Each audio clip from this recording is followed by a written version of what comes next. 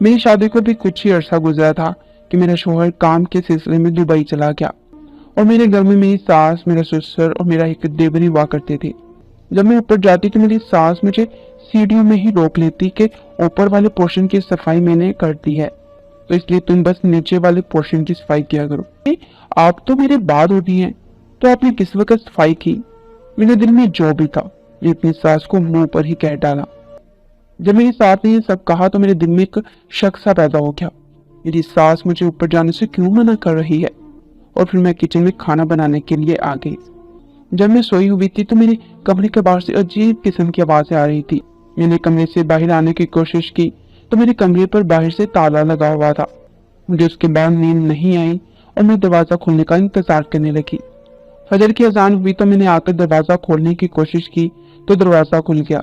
जब मैं बाहर आई तो मेरी सास वॉशरूम से नहाकर बाहर निकली थी। अपनी सास को इस तरह देखकर मैं तो और ज्यादा शक में पड़ चुकी थी। आज फिर मेरी सास ने कहा कि ऊपर वाले पोर्शन की सफाई न करना। रात हुई तो मैं सोने के लिए अपने कमरे में आ गई। अचानक रात को मेरी आंख खुली तो मैंने बाहर जाने की कोशिश की, लेकिन आज फिर मेरे दरवाजे को ताला लगा हुआ था और बाहर से मर्दों की आवाजें आ रही थी। जब फजर की अजान हुई तो मैंने दरवाजा खोला तो दरवाजा खुल गया तो मैं बाहर आ गई। जब मैं बाहर आई तो मेरी सास नहाकर बाहर निकल आई थी। मेरी सास ने मुझे आता हुआ देखा तो फौरन ही चादर ओढ़ कर बैठ गई। मैंने नमाज पढ़ी और फिर मैं अपनी सास और ससुर के पास आकर बैठ गई और मैं चाय बनाने के लिए चली गई। और चाय रखते ही मैंने अपनी सास और ससुर से पूछ ही लिया कि मेरे कमरे के बाहर रात को ताला क्यों लगा होता है। मेरी सास कहने लगी कि आजकल चोरियां बहुत ज्यादा हो रही हैं। सास ने मुझे जवाब भी ऐसा दिया कि उसके बाद मुझे बोलने की हिम्मत ही ना हुई और मैं चुप हो गई। लेकिन मैं इतनी बेवकूफ नहीं थी। जब रात हुई और सब अपने अपने कमरों में सोने के लिए चले गए तो मैं अपने कमरे में नहीं गई और बाहर सेहन में ही बैठी रही।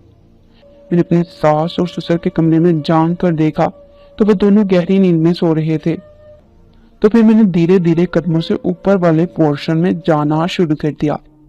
ऊपर वाले कमरे में गई तो सामने एक अलमारी पड़ी हुई थी।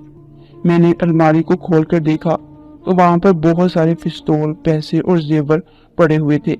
अब मुझे सारी बात समझ आ गई थी कि मेरी सास, ससुर और मेरे देवर कुछ लोगों के साथ मिलकर रात को चोरियां करते हैं। उस रात मुझे सारा राज मालूम हो गया था और फिर मैं जल्दी से अपने कमरे में वापस आ गई। और फिर मैंने एक दिन चोरी चुपके अपने शोहर को फोन करके सारी बात बता दी और फिर हम एक अलग मकान में रहने लगे।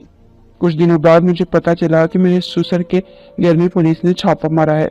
मेरी सास, ससुर और देवर को उनके किए की सजा मिल चुकी थी।